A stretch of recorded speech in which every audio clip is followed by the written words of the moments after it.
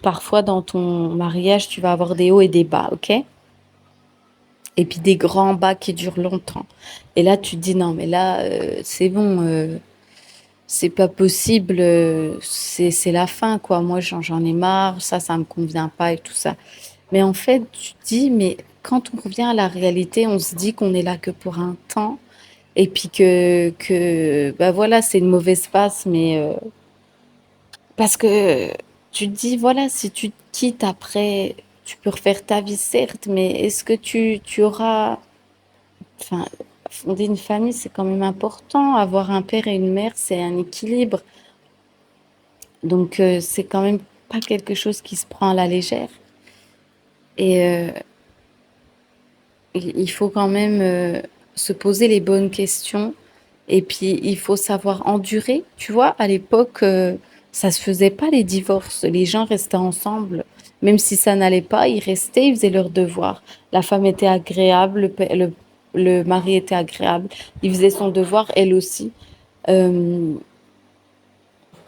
Bah voilà, s'insulter, se critiquer, se parler mal, être agressif, ne plus avoir les petites attentions que d'habitude. Alors certes, ça peut fluctuer, ce n'est pas toujours constant, c'est vrai. En tout cas, pas avec la même intensité, devrais-je dire. Mais il faut quand même que ça reste une relation dans le respect. Et puis c'est là où on va venir attaquer le malin parce que faut savoir que on est ennemis les uns les autres, c'est-à-dire les hommes et les djinns, mais pas les hommes contre les hommes.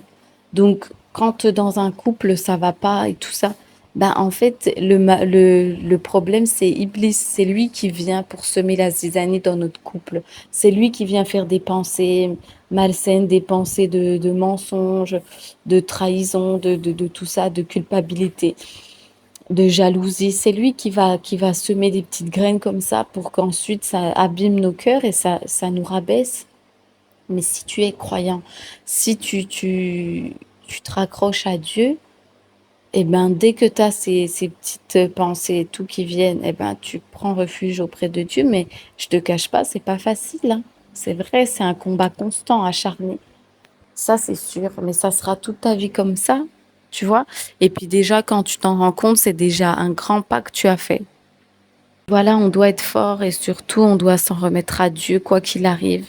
Parfois, on peut être vraiment pas content d'une situation ou d'un comportement que l'autre fait à notre égard. Et bah, cherchons, est-ce qu'on sera à sa place? Qu'est-ce qu'on ferait?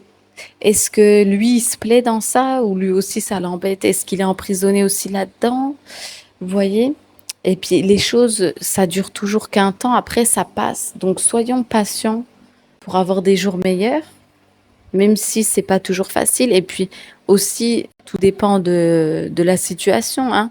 Parce que dans un couple, quand ton mari te bat ou bien ta femme ou te trompe tout le temps sous ton nez et puis que tu qui change pas, tout ça, ça c'est, il faut fuir tout ça.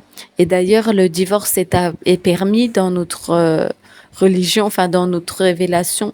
Le, le divorce est permis, donc voilà, c'est pas interdit de divorcer, mais par contre, c'est pas dit qu'il faut le faire à chaque opportunité. Dès qu'on est contrarié et tout ça pendant un an, bah là on divorce. Non, c'est pas comme ça. Parce que si Dieu a mis nos cœurs ensemble, c'est que on doit forcément faire quelque chose. Et puis quand on d'une famille, on fait des enfants ensemble, c'est bien pour apporter les deux choses, pour créer des êtres à part entière. Dieu n'unit pas les cœurs pour qu'ils se désunissent après, vous voyez, c'est ça.